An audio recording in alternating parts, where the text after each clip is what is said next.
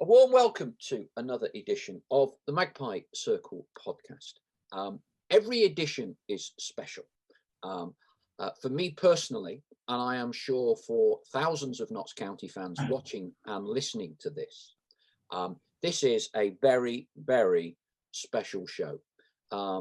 As we're recording this, it is, believe it or not, the 40th anniversary of Notts County winning 2-0 at Stamford Bridge to beat Chelsea to return to the top flight of English football in 1981.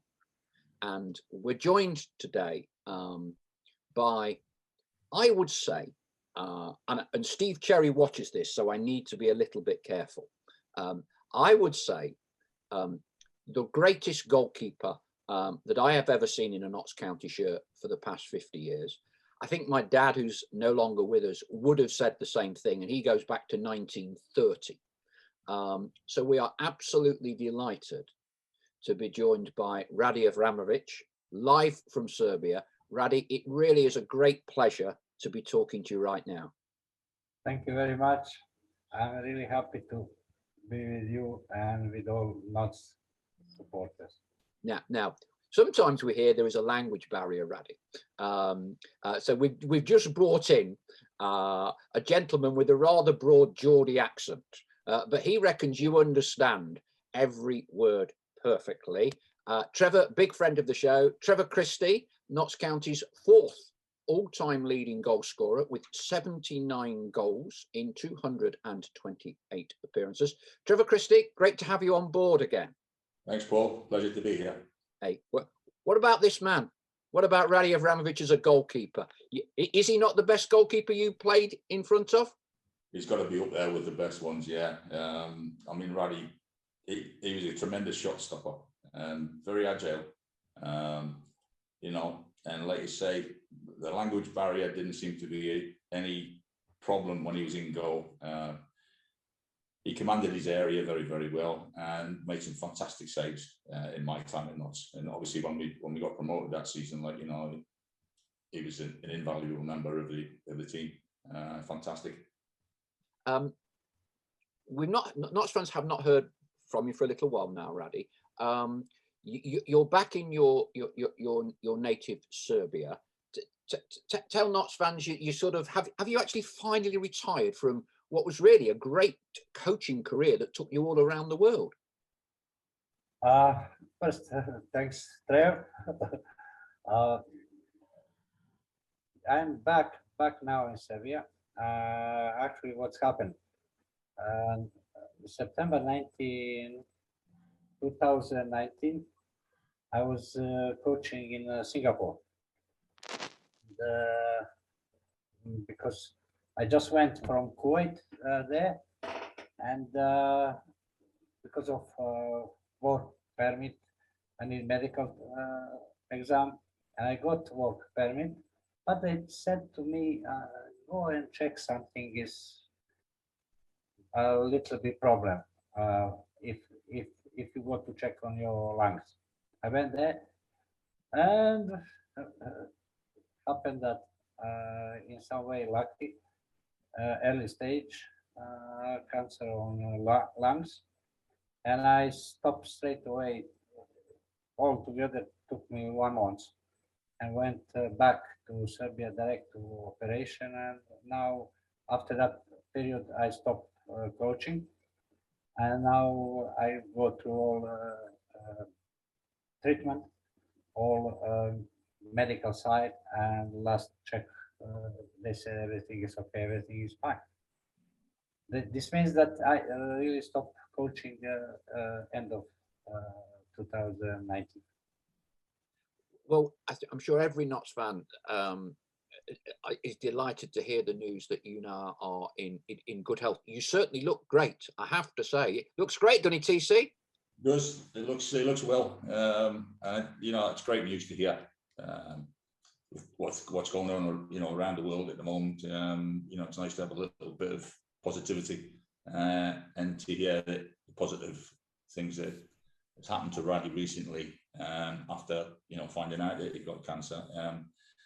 It just gives you a little bit of a spur and think, well, you know, perhaps things aren't always bad news, but it's great to hear, and I'm chuffed a bit. Are you now kind of spending family time now, Raddy, with your family? My son is in Singapore, and I have 2 grandsons. They are there, and we are now stuck here because of COVID situation. And straight away when they need to be relaxed traveling rules, we will go to visit them, because we didn't see them now for 1 year.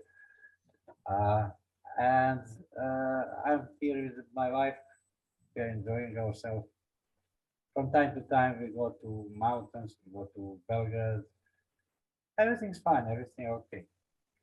With Trev, I was in contact with Trev in that period when I got that problem, because he was coming to Thailand.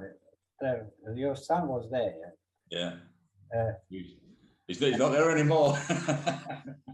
He's not anymore there. No, he's in Moscow now. He lives in Moscow. Moscow. Oh, yes. Yeah. He was out there, but yeah, he's teaching in Moscow. I am too now a grandfather to a little girl, Nicole, and she's grown up fast. And obviously, you know, we have limited chances to see her, especially at the moment. You know, there's virtually none. So we're looking forward to the day when the aeroplanes start flying across the sky again, which can't come quick enough for Sue and I think better you tell your son to go back to Thailand. It's better for holiday in Thailand. The times we've been over to Moscow, we've absolutely loved it. You know, John's always he's like he's traveling. He was in China, and he's been all over doing the teaching and everything. But he went to Russia, clean slate, and met a lovely girl over there, and they got married, and we've now got Nicole now. So we get a lot of Zoom calls. So I don't know why I had a problem setting it up, because we do have a lot of Zoom calls. It is great to hear, and we will we'll come back to this very shortly. You were 2 young men with Notts County. You are now 2 grandfathers, and I believe you would have both been married for quite a long time. Who's been married the longest? Trevor, how long have you been married? I'm coming up 41 years. 41. How many years? I'm veteran. When I came to England, I was married, and I got a son in that period. And I stay with 1 son, and that's it. Yeah. How long have you been married, Raddy? Now it's 46, 47 years. Crikey. I'm old. So am I. You see, it's interesting, because when I was looking ahead to getting this interview with Ian the Can, it was clearly prompted by the fact that it is the 40th anniversary later this week of that game against Chelsea. And I think, you know, I'm 57. I think 40 years ago. Now, I want to talk about all your time at Notts, Raddy, but I want to just focus right now on that game against Chelsea. So transport yourself back 40 years. You have come over from Yugoslavia. You are in your 2nd year with Notts County. Howard Wilkinson has brought a certain style of football to us in that season. We missed out on booking promotion at home against Watford. Threw it down with rain. We had the champagne in the rooms and had to hastily hide it. Now going to Chelsea. What can you remember of that game and travelling down? Were you nervous? Not really.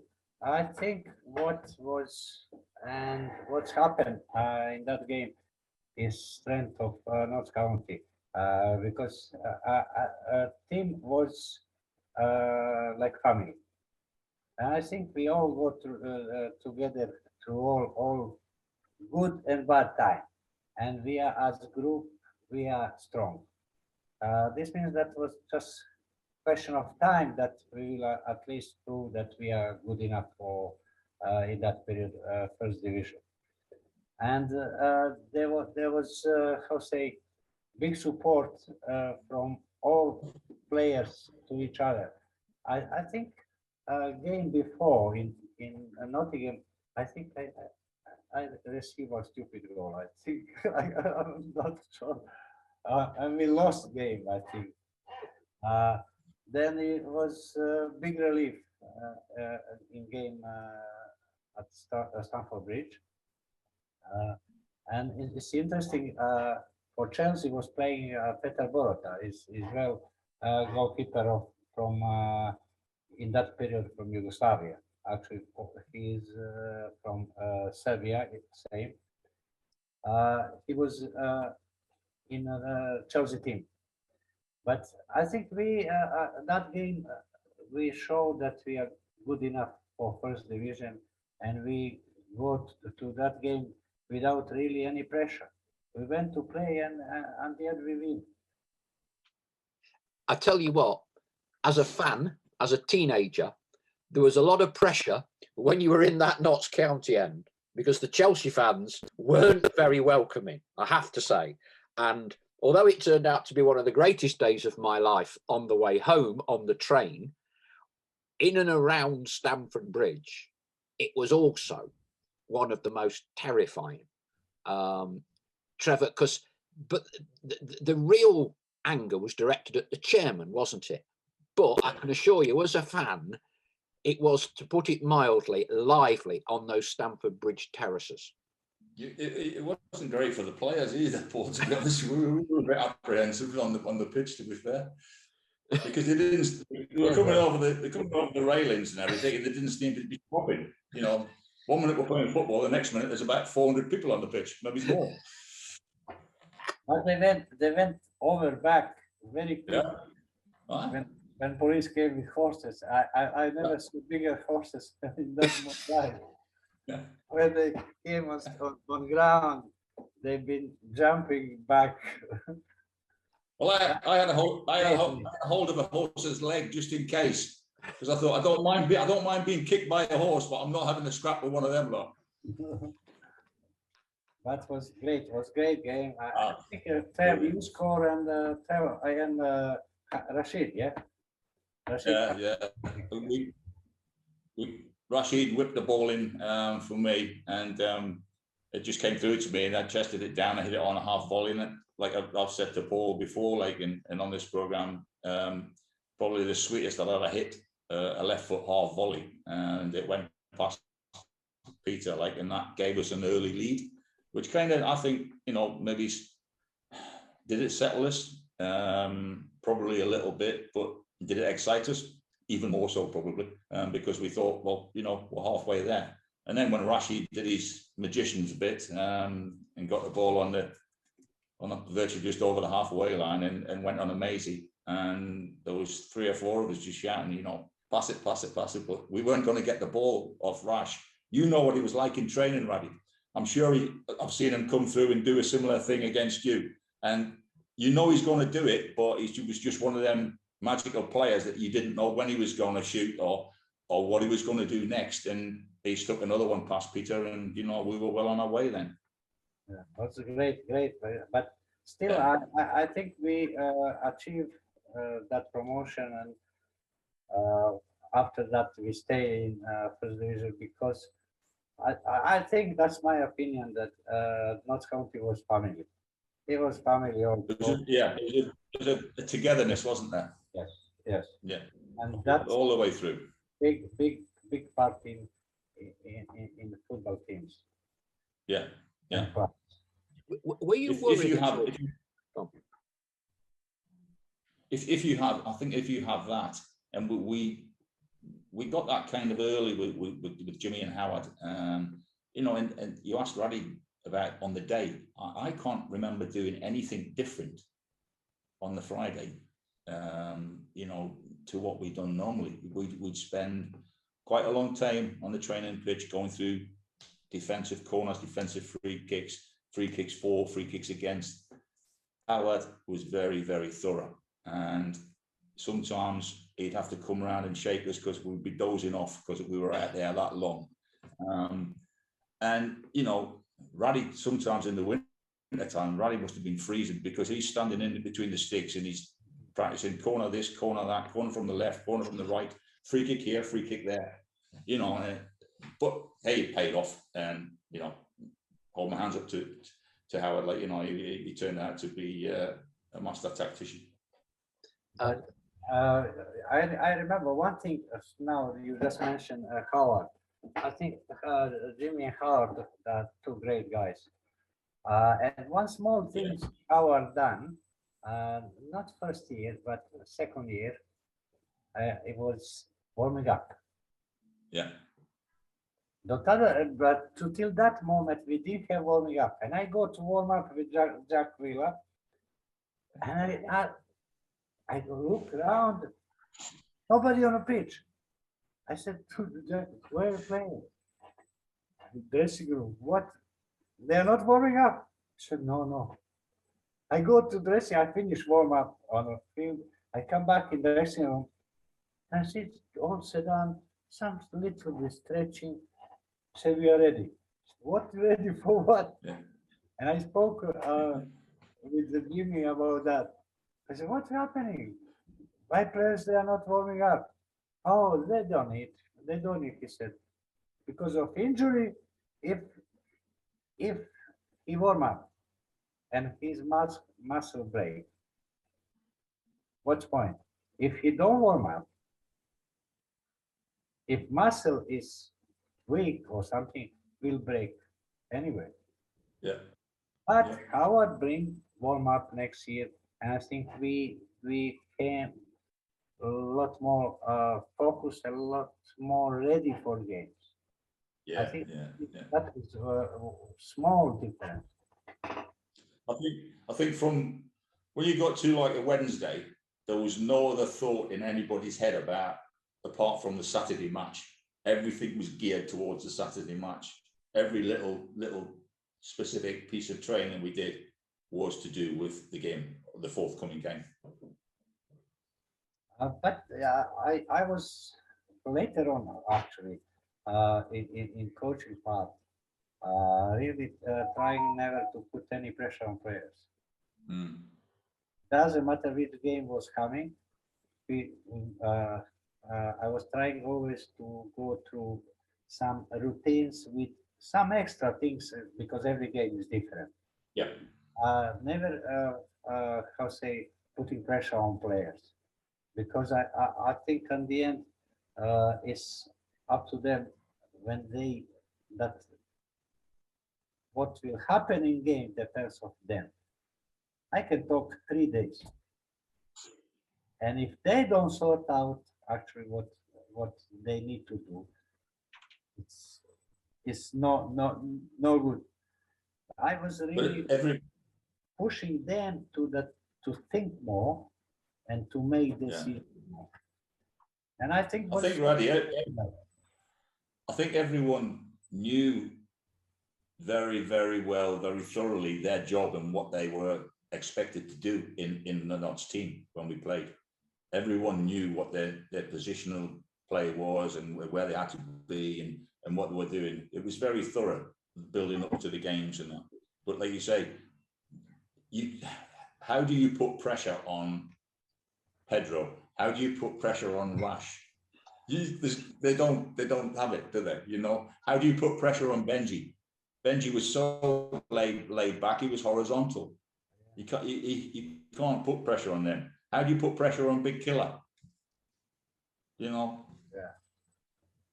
But in that period, there are a few older players like Eddie, like Don, like Bram Stubbs, me, older than all of you anyway. And that mixture was good. We have in that period some stability Yes. in game, in what should everyone do. We have that understanding. I'd Yeah, like we now, did. because clearly there are a lot of very special games in the top flight of English football that I want to talk about. But I want to wind it back, Raddy, to you developing in Yugoslavia and how the opportunity came around for you to come to Notts County. You are actually very like a good friend of mine, Martin O'Neill, who played for Nottingham Forest. Yes, and I worked with him a lot at Leicester. And Martin was studying a legal degree to be a lawyer in university, and kind of gave that up to go into professional football with Nottingham Forest. And I believe it was not dissimilar for you. You were studying, was it law yes. at university? Just talk Yes. me through what happened. When you finish, when you graduate, you are 18 years old. You're going to university, and in that period, I was playing as young goalkeeper in first team here in my club, Borac Čačak. But university was in Belgrade, and to go to university, I must go to Belgrade. But club agreed with me to have training in Belgrade and to come back and just for 3 days and go play for team, then go back for university. And I was doing this for nearly 2 years, and I finished 2 years university. But after I made decision, I go fully to play football. I don't continue to study. And I think that helped me because I was in Belgrade practicing with off to Belgrade with Partizan Belgrade. I was practicing there with them, and in some way this helped me in my development. Later on, there was a club, first division club in Rijeka. This is now Croatia, seaside town. I went there, and we have, believe, very similar team like Notts County in a way. That was really good group of people in board and players also. We won 2 times Yugoslav Cup, what was big surprise because no one is winning except Hajduk, Split, Dinamo Zagreb, Red Star, Partizan. No other teams are winning cup. We won that 78, 79. And happened that Mr. Jimmy Siller was in Serbia looking for a goalkeeper. And they've been, I don't know, some managers, they recommended some goalkeepers. And he went to see them, but what's happened? I was with Rijeka, we were playing against Red Star in Belgrade. And he came on that game. And after that game, he told that agent, I want this goalkeeper. We beat Red Star in Belgrade 1-0. And he told him that, oh, I want this goalkeeper. And they come after the game in hotel. And my first answer was, I don't want to go. That's how it was. Because I was in that period close to national team, and they called me actually for national team, different selection, but this was for a national team. I was happy in Rijeka. We've been playing really well, good team, good club, have success, and I was not really keen to go anywhere. Then Mr. Jimmy Sirel and agent, they told me, oh, what to think about. I said, okay, but for now, I don't want to go. Then they've been calling me. And we played final cup, 79. in Belgrade against Partizan Belgrade. And again, they came for game. Mr.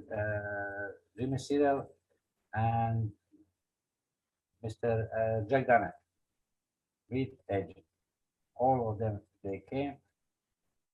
We draw 1-0 with Partizan Belgrade, and luckily I was like man of the match. We won cup, and after in hotel, again we talk. Again, I said I'm not sure. I don't want to go. Oh, think about. I said okay, I will think about. Next 10 days, because I was going to play for Mediterranean national team. There were some games, Mediterranean games, all country around the sea. And because I didn't play in World Cup qualification, I was allowed to play for that team. And that we should have camp in Šibenik. But before that, 5 days before that, we played Italy in Zagreb. And I was already start to play for a national team. And we came to that game, and coach said to me, "Oh, Raddy, you are now first team goalkeeper, but I want to put Red Star goalkeeper for this game. Are you okay with that, or you are upset?" It's okay, no problem.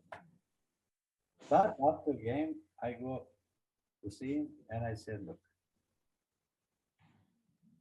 I can offer to go to England, but in my opinion, I don't want to go.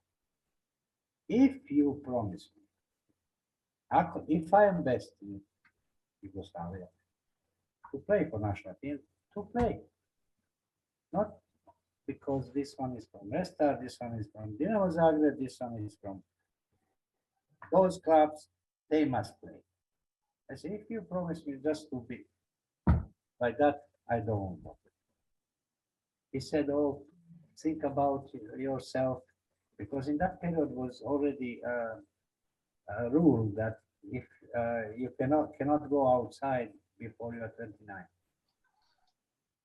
That was a problem for a lot of players before in Yugoslavia, ex-Yugoslavia.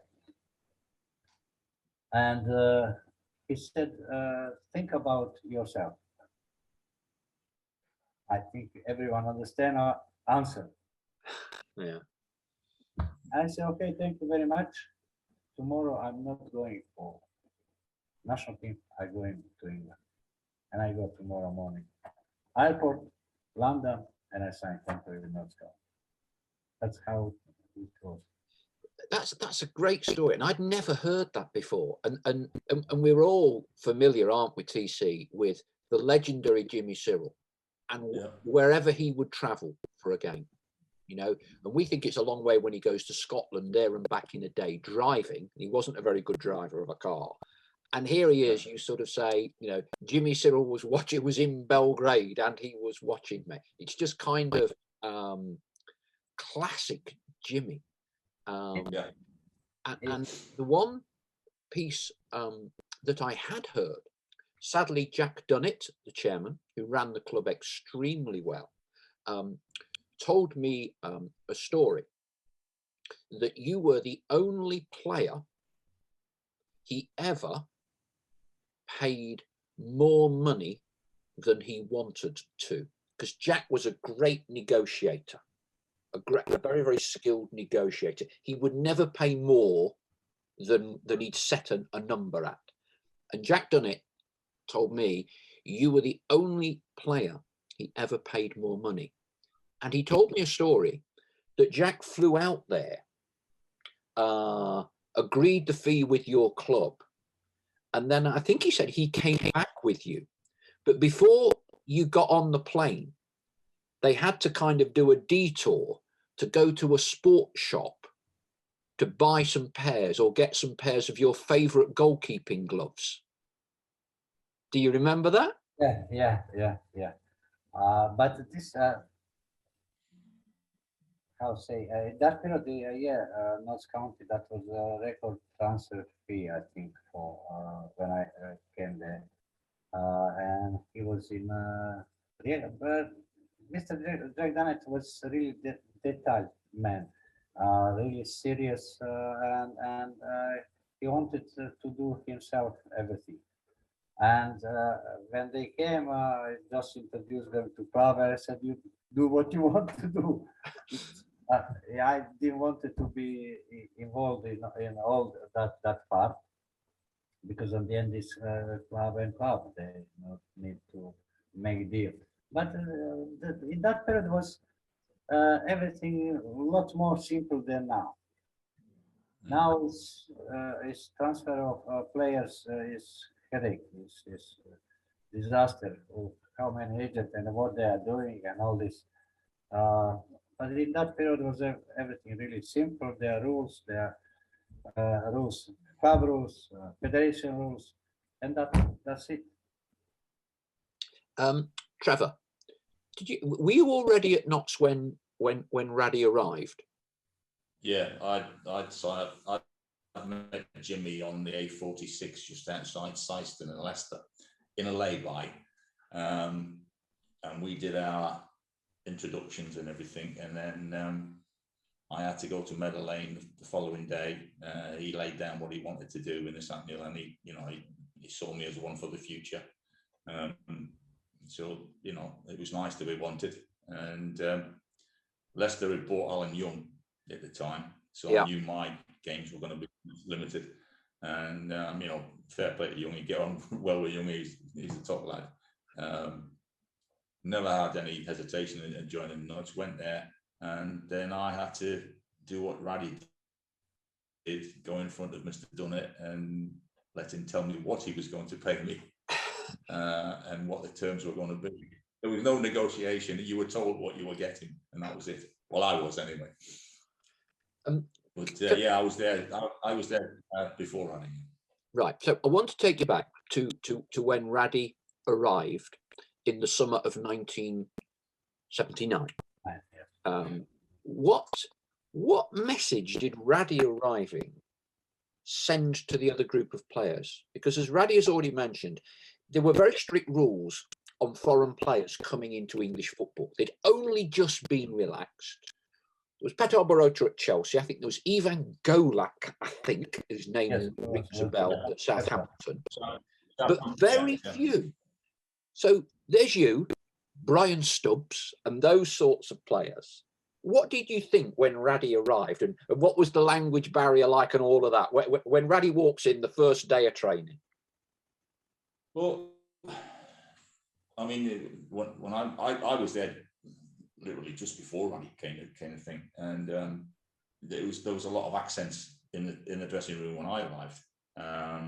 So mine was just another one. And thankfully, there was a couple of Geordies in there, Hooksy and that, so we could understand one another. But then when Raddy arrived, I think Raddy will be the first to admit his English has improved. I was translating between Scottish and English players. I was translating. Yeah, Raddy was Ian McCulloch's translator. Yeah, because Ian and Jimmy Dorothy, Gordon, Don. Yeah. Scottish talking. Well, I mean, Tom compared to Cat, Tom was very, very, very proper with his language. His language was spot on, and you could understand Don. But my God, when they got together, and then especially with you standing in the middle, trying to find out who's saying what, and then tell us what they're saying. That was, so no wonder the training sessions took a few hours. So this was before Howard had taken over. So did you notice straight away Trevor, a kind of a difference in approach from a continental perspective in the way Raddy trained, or was he just kind of instantly one of the lads?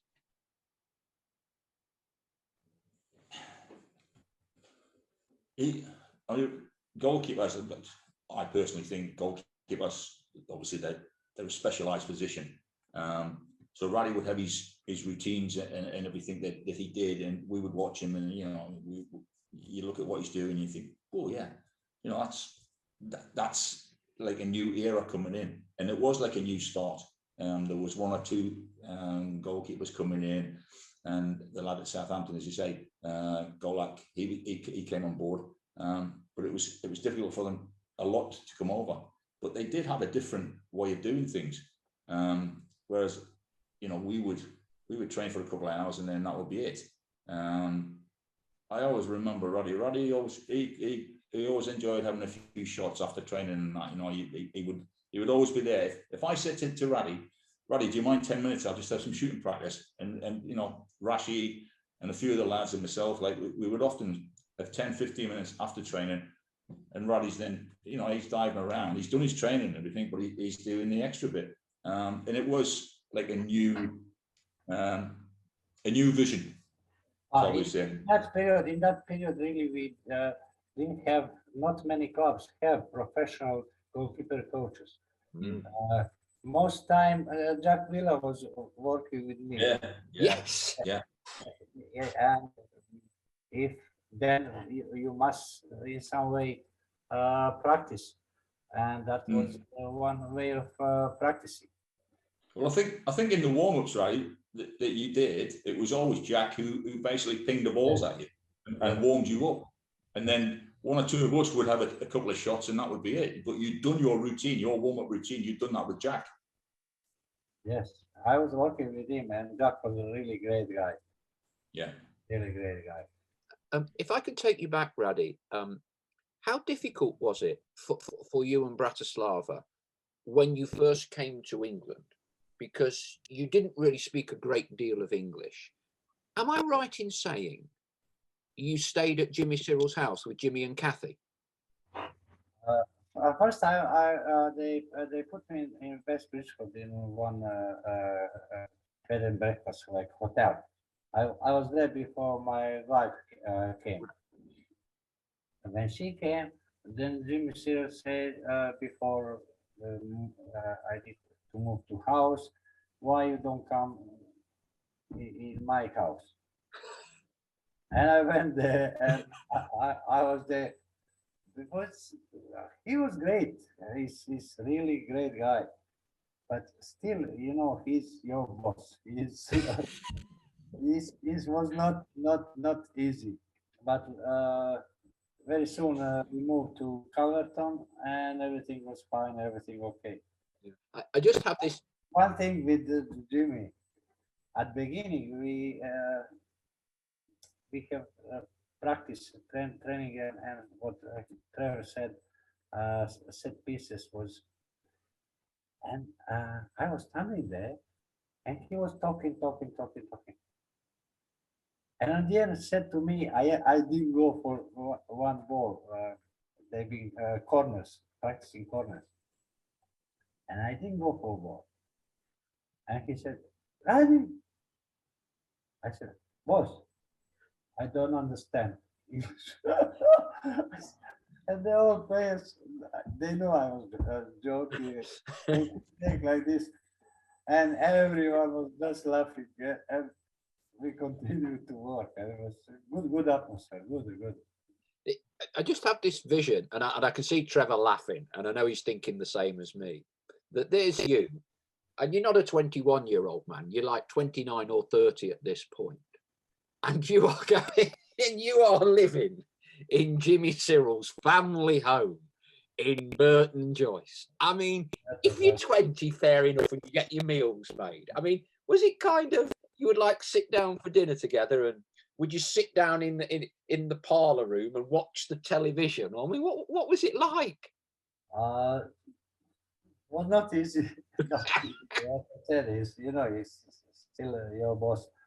But my wife was good as well, and we how say understanding each other very well. And plus, most times I was trying not to be in house. We've been going around and seeing Nottingham and surroundings, but was not for a long period. Then is was everything okay? Everything fine?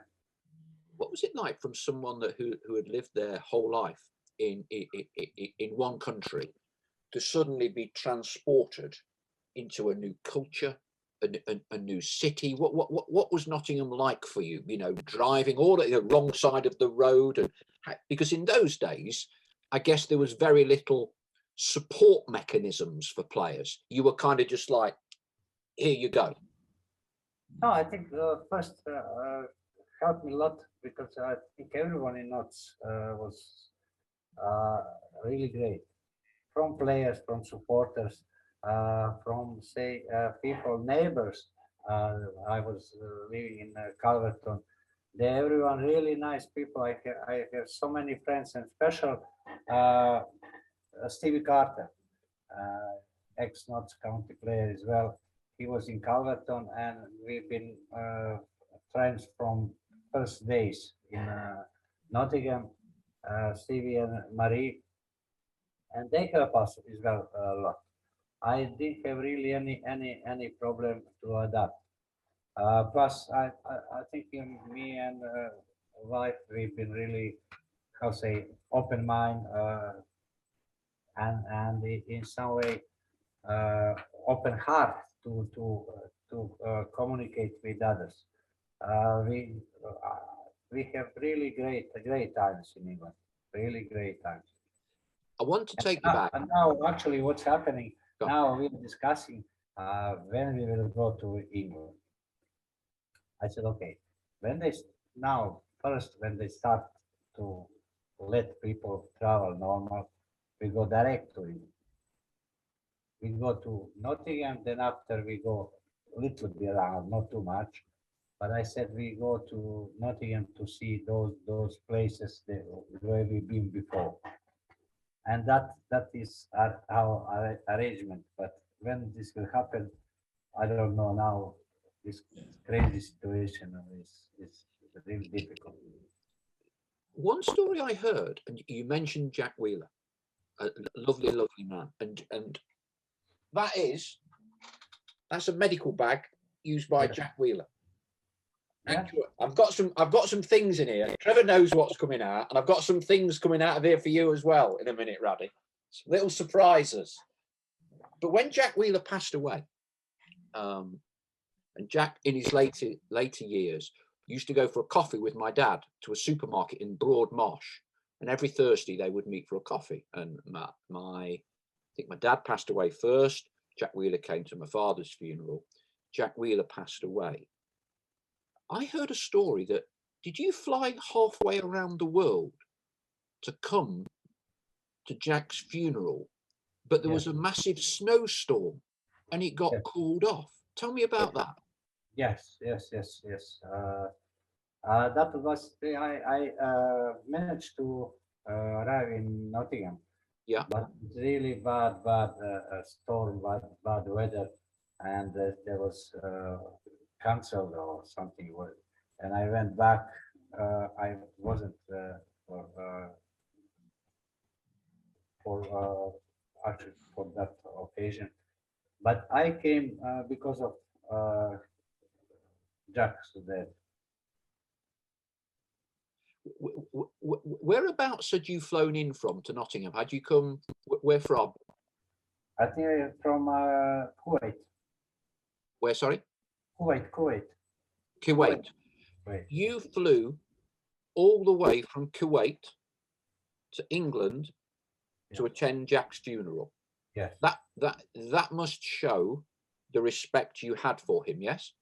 Yeah, it's really great.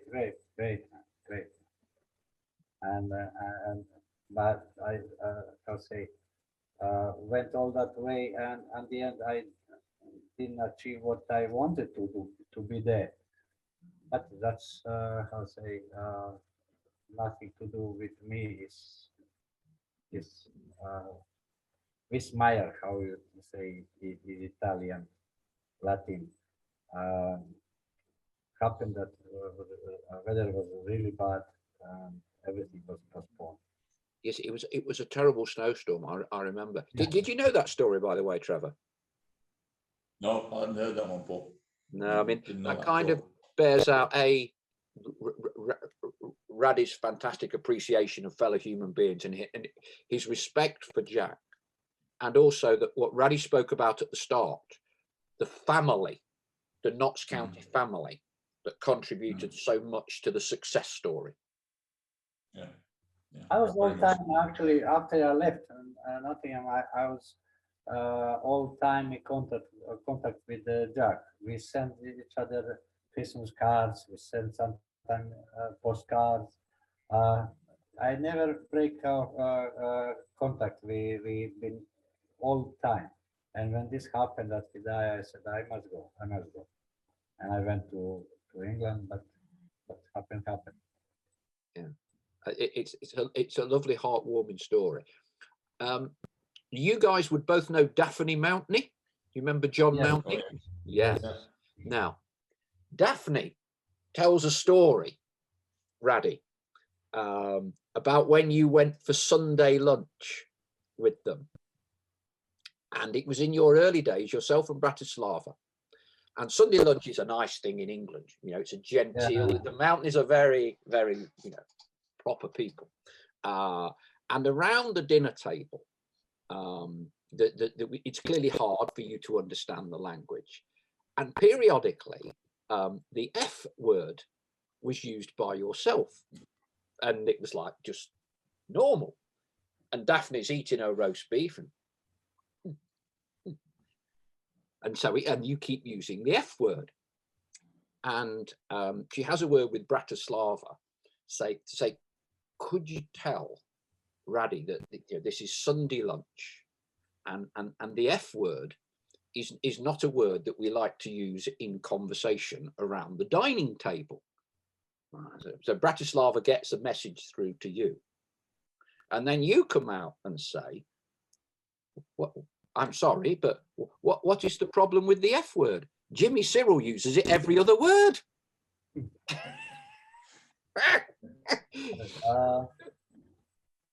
Actually, what I was all at the beginning, and everyone is shouting all the time, same word. I can't remember. I asked, what is this word? Because I didn't know really. I was in school. I was learning German and English. I did not 2 words in English when I came to Nottingham. But very quickly I learned that what this means, and it's harmless in some way. People sometimes say that words without really thinking. And it's funny that some players, I don't want to mention them, they ask me to tell them same words how is in Yugoslavia, Serbia. Yeah. I teach them, and I remember in some games, Brian will say to referee Serbian word. The referee was looking in, what is I don't know meaning of that word. In some way harmless, because many people is saying that word without really meaning. Were you all telling Howard where to go in Yugoslavian, Trevor? I think that's what we were practicing for. For the set pieces on a Friday, we could tell them what we thought, like we wouldn't have a clue what we were saying. Right. I want to bring out the first exhibit, okay, from Jack Wheeler's bag. So I've got a few things in here. So the first thing I want to bring out, and it's not what you think I'm going to bring out, Trev. All right. These are quite a limited edition, Italian 90. There you go. Playing cards. Yes. Yeah. Now, Raddy, why do you think I have got a pack of playing cards? Playing cards. That is a great poker face, isn't it, Trev? What a great poker. Now, I'm going to let Trevor talk a bit here, because I hear on the team bus, when you used to go to away games, playing cards, Yes. you were the man. You were the card shark. You didn't speak much English, but you knew how to play this, according to Trevor. You tell him, Trevor. He could play cards, and you can see the faces there, you know, and it stitched me up quite a few times. But yeah, the lads enjoyed it. We had a card school on the bus to kill the time and everything. And you know, we used to play hearts, and we played for a few quid. And we used to have the odd game of poker and everything. And Raddy, can you remember doing me with four kings, and I had queens? How to say? Very, very interesting. Is And if it hadn't been for it's really harmless. Amateur. very vague. Yeah. But if it hadn't been for Don, we'd have still been there betting now, I think. You know, Because Don had a look. He says, "You've got to stop here, lads." one thing is my wife likes to play cards, and that's dangerous. Every Saturday we will go after the game. We will go in Rheingold. It's called restaurant for dinner. Yeah. Then after that we will continue. We'll go to Victoria Club. Okay. Did you know? Did you know? The Victoria Sporting Club, right. Yes. Go on. I told you, he got the face. He got the face. I told you, Paul. And that was a nice place. Nice place. I'm saying no more. Okay. Are Serbian card players much better than English card players, Raddy? No, I don't think. But I must say one thing. I was in England actually. I think that was 1983, and long time we didn't go anywhere for holiday. And I said to my wife, let's go long trip. Was break in season, holiday, and we went to San Francisco, Los Angeles, Las Vegas, Acapulco, Mexico City. We went one round there, and we arrived in Las Vegas. And Las Vegas, imagine how it is. See, we go around, came back to hotel, had dinner, and we go a little bit play. And she said, "Oh, I'm tired. I'm going to sleep." I said, "Okay, go." She went up. I sat down for on one table, and I was playing poker all night. And but I really, I'm not. Don't think that I'm making some poker player. Not. I was really, enjoying that atmosphere there. And in some period that night, I was winning some, maybe $1,500 or something like this. And the end, I lost $100 in the morning when my wife came from home and said, "Where are you?" I was at the same table playing cards. I said, "Okay." And the end, I lost $100. but that was absolutely great experience playing with many people changing round table. Some people delaying flight to their places. They just come for day two of playing cards and go back to their places. It was great experience, but I think at the end we didn't play and wasn't really a card game with players. Not so much. Not so much really. Trevor, there you go. No wonder you couldn't beat him. He was doing all-nighters in Vegas. Well, yeah, he was practicing in Vegas, and I just had the bus to go by. I didn't tell them that. And by the way, Raddy certainly had a better contract than you, Trevor, because while he was gallivanting down the entire west coast of America and Mexico, you'd gone for 10 days in a caravan at Skegness. Well, after he done me in that card school, I had no option. But we didn't go really for a long period. We didn't go anywhere together on holiday. And I said, okay, we send our son to Serbia to our parents, and we together we went to that for that trip. It was good trip. Good trip. Okay, let's get back to the football. So, won at Chelsea, and it was kind of keys to the door, the magic kingdom of the top flight of English football, going to Liverpool, Manchester United, Arsenal, the really big clubs. Nottingham Forest. We will come on to that in a minute. Spot on, Raddy. But most of all, Nottingham Forest.